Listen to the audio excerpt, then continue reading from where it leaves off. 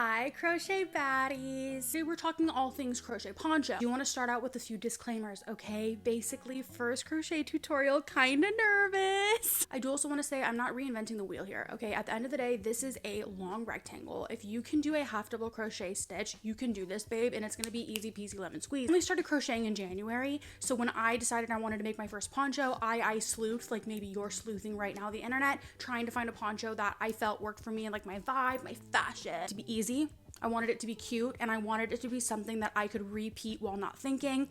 I do love a lot of crochet patterns, but I feel like I have to be like locked in on the pattern, where this, you're doing the same row back and forth, babe. I made it in green, I made it in blue, and today we're making it in black. Michaela, did you realize that your very first tutorial was gonna be with black yarn, which everyone says is the hardest to see? I'm realizing that right now. Listen, I'm gonna make it real clear, okay? I actually have my master's in education, lore drop. I was a teacher in a previous life, lore drop. So don't worry, I'm gonna explain this to you, babe. Class is in session. And thank you so much for watching. I have not posted on YouTube here in a minute. I used to do like exclusively books. And when 2026 started, I decided that my New Year's resolution was gonna be to learn how to crochet, and now we're here. There are like so many crochet baddies over on TikTok. So if you're from TikTok, hi, I love you. If you're not from TikTok, go over there. The community is awesome, beautiful, gorgeous, stunning, lover. Right, enough yapping, Michaela. Let's get into it. Let's get into it, crochet baddie. Over supplies. You need this Loops and Threads Rayon from Bamboo Silky Soft Yarn. If you do not use this yarn, I cannot promise the outcome. Genuinely, this yarn is what makes it so light and drapey, because again, it's Rayon from Bamboo. If you try it with like a cotton or an acrylic, I don't think you will have the same end result, and I want us all to be happy. I want me to be happy, I want you to be happy.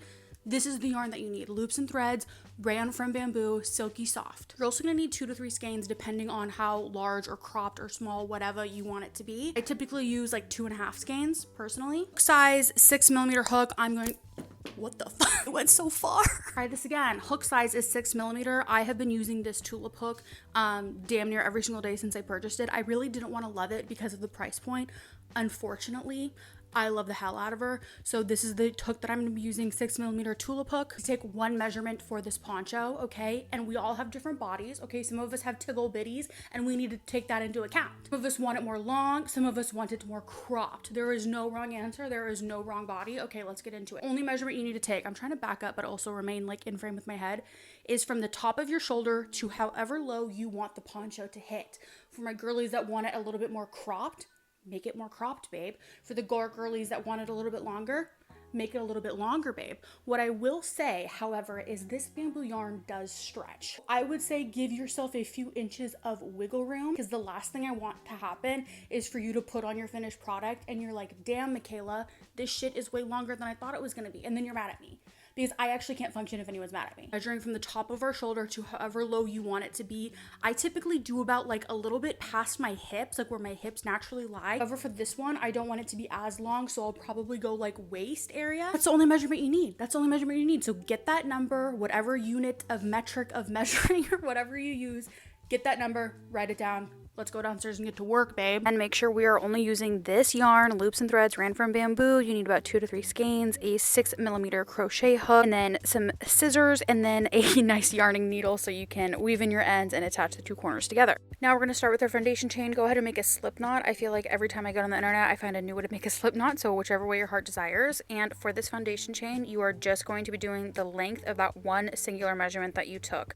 I have made ponchos that start with closer to 60 chains, some that start with closer to 80 chains. There is no wrong amount. Again, the measurement that you took, that is going to be the length of the foundation chain that you make. Once your foundation chain is complete, you're going to go into the second loop from the hook. Half double crochet, so that's a yarn over. Let me go a little slower for you. Yarn over into that second loop.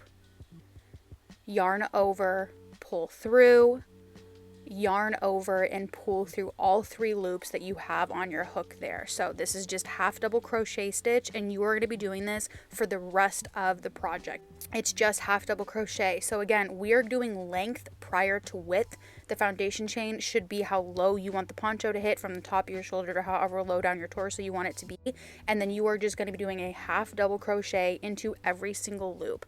In my personal opinion, the first row on that foundation chain is the hardest to do because it's a little harder to finagle your hook into that loop. Afterwards though, you're just going to be going in the top loop back and forth, and it really just becomes a muscle memory.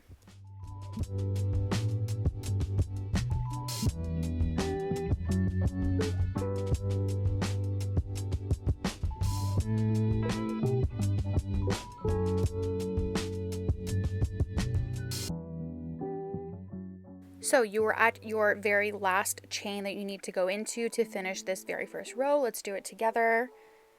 When you are done with this row, it should look something like this. If it's a little bit wonky, that's totally okay. Like I said, this yarn drapes, it stretches a little bit, so it'll even itself out. When you're done with that last stitch at the end of your row, you are going to chain one, just one additional chain, and then turn your whole project around. After you turn your whole project around, you are just going to be working in that the very top loop, the very top chain. It's a little bit easier to see. Again, sorry for the black yarn. In my opinion, the rows after that first row are much easier. So you're going to go through that whole loop, half double crochet. Next one, the entire loop, half double crochet. And you're just going to keep doing this round by round until you reach the length of the rectangle that you like. I will show you in a second here how to kind of measure it on yourself. But if your project is looking something like this, you are on the right track, babe. If it is not, feel free to message me, leave a comment. I will be as helpful as I possibly can be. But that's the start of your second round. This is my finished panel. Let's get into the next step. You're like, Michaela, how long do I make it? What I do is I just wrap it around myself. Again, we all have different body styles, different body types. And if you like the way it looks, then it's a good enough rectangle. Let me show you what I mean. So you're going to take your panel the long ways, this way. You're going to take those top two corners and just hold them together. This is me holding together those top two corners, having it wrapped around my body. Where I have my hand is where we're going to do our stitching. So it becomes one piece just like that. Nice little visual. If you like the way it looks, then you're done, babe. We can move on to the next step. If you need some length, this would be the point where you would add some extra rows. So you're going to lay your panel out, your rectangle out just like this long ways, and then you are going to bring in those same corners and you're going to make sort of a U shape. I tried to show you the best visual that I can, but it's almost like folding it in half. You're just going to be folding a U shape, connecting those top two corners together. This is where you're going to be taking out your yarning needle. To start this off, I take the two corner pieces and then just tie a knot with that fabric that I'm using to connect the two. So here's me just tying a knot, a nice double knot to keep it nice and secure, and then I'll weave in the end of that knot at the end here. But with your yarning needle, if you have a stitch marker and you want to hold this up to yourself and then get right up to where the stitch marker is, by all means go ahead. I didn't have one on hand and this is my third one, so I know about the area I like. It's about 6 or so inches, but again, if you want a smaller neck hole, you can definitely stitch it together further. If you want more of a wide neck, you can stitch it together even less. It's totally customizable and totally up to you.